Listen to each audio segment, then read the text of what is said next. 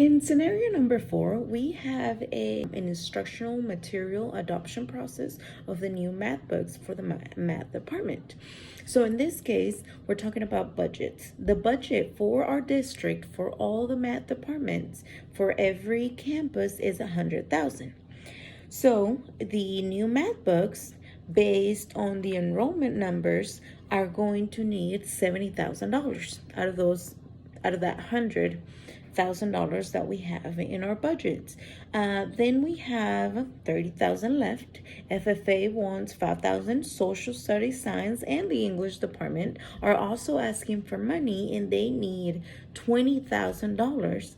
And the science department has also said that they are out of compliance with their safety equipment, which I think that's a priority. So I would move that to the top.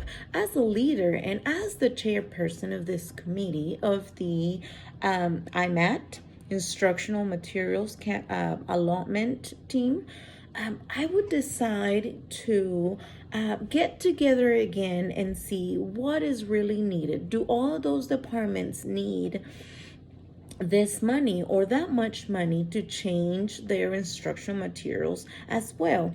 Based on this scenario, it looks like is an adoption process only for the math department. So that's the priority for this year. I gathered information from the Texas Administrative Code, Chapter 66, which is the state adoption and distribution of instructional materials. In there, I found that we don't have to change all grade levels in all departments in 1 year. So I think that would be one of my strategies. Go back with the committee, get together first of all, and say, do we need this year? Okay, we're already doing an adoption process of a new curriculum for the math department. So does social studies, science, and English also need this as well? If they don't, we need to look into it.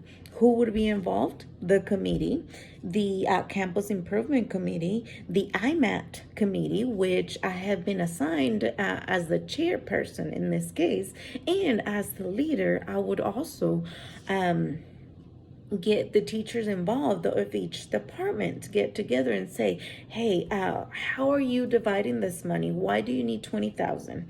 Is this necessary for this year? How is this benefiting academic performance of the students? So as we rearrange and talk about and make a decision, then we can say, okay, English department doesn't need this year. We can work with what we have. Or if they do need 5,000, 10,000, then maybe we can just, instead of the whole 20,000, then we can divide and just say, hey, let's do books because you really need books, or you really need a digital curriculum or anything else that they need for students. Then give that money to them. We only have 30,000 to work with. FFA might not be a priority in this case. It looks like the science department is out of date with their safety equipment. So I think that would be, we need to divide some money for that department to update and be in compliance with the science department. I chose this solution because budgets are set. The state of Texas has given the districts only a set amount of money. So we as the district, as the administration, we have to find a way to make it work for the whole school district. So that would be one of my strategies to go back and identified which department needs to be changed this year. So I would tell the teachers that this is the budgeting process. We have to comply with what it is and the way it is. If we don't need it today, we can do it tomorrow. We can do it next year. So we have to work with the materials we already have. I gather all this information from the Texas Administrative Code, Title 19, which is Education, Chapter 16, which talks about instructional materials. And there was another law that said on the instructional materials, we have to make sure that also in chapter 66, it states that curriculums or all instructional materials have to have 95% of the TEKS. So that's another thing we can go back and teachers and say, okay, how does this, the English department, how does it do your instructional materials comply with 95% of the TEKS? Does it meet those requirements? If it doesn't, then it's out of the way.